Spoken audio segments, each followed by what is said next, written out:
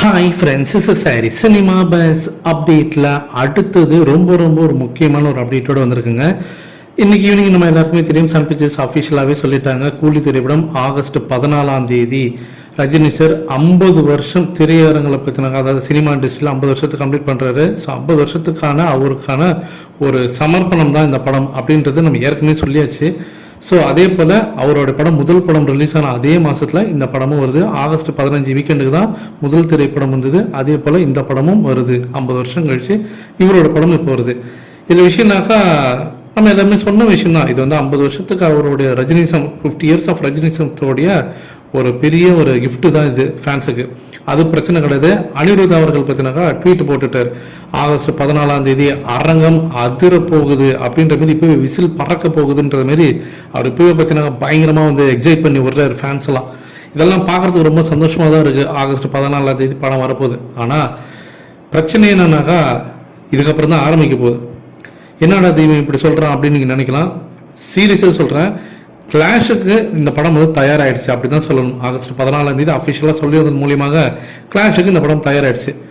ஏன்னா ஹிந்தியில் பார்த்தீங்கன்னாக்கா வார் செகண்ட் பார்ட், ஹிருத்திக் ரோஷன் அப்புறமேட்டா ஜூனியர் என்டிஆர் 2 பேருமே இணைந்து நடிக்கிறாங்க. தெலுங்குலேயும் ஸ்க்ரீன் பிரியும், ஹிந்திலையும் பயங்கரமாக ஸ்க்ரீன் பிரியும்.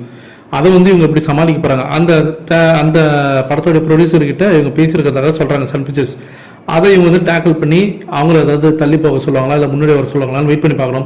ஏற்கனவே தனுஷ் அவர்கள் பார்த்தீங்கன்னாக்கா இப்போ ஏப்ரல் 10 அஜித் அவர்கள் கூட குட் பேட் அகலி படத்தோட கிளாஷில் இருந்தது. அந்த படத்தை இப்போ இன்னைக்கு காலையில் தனுஷ் வந்து அஃபிஷியலாக சொல்லிட்டாரு, அந்த இட்லி கடை படம் வந்து அக்டோபர் மாதத்துக்கு தள்ளி போகுது அப்படின்ற மாதிரி அவர் அனௌன்ஸ்மெண்ட் பண்ணிட்டார். அந்த மாதிரி வார் செகண்ட் பார்ட் ஏதாவது தள்ளி போகுமான்ற வெயிட் பண்ணி பார்க்கணும். அடுத்தது கன்னட இண்டஸ்ட்ரி, சிவராஜ்குமார், உபேந்திரா 2 பேருமே இணைந்து நடிக்கிறாங்க. ஒருத்தர் நடித்தாலே அங்கே தேட்டரில் ஸ்க்ரீன் கிடைக்கிறது ரொம்ப கஷ்டம். 2 பேருமே இணைந்து நடிக்கிறாங்க. அந்த படத்தோட டீசர் இப்போ சமீபத்தில் ரிலீஸ் ஆயிடுச்சு. அதுவும் அந்த ஆகஸ்ட் 15 வீக்கெண்டு குறி வச்சு தான் வருது. அனௌன்ஸ்மெண்ட் பண்ணிட்டாங்க டேட்டை. அப்போ கன்னடாவில் அது பெரிய சிக்கலாகும் ரஜினி சாரோட படத்துக்கு.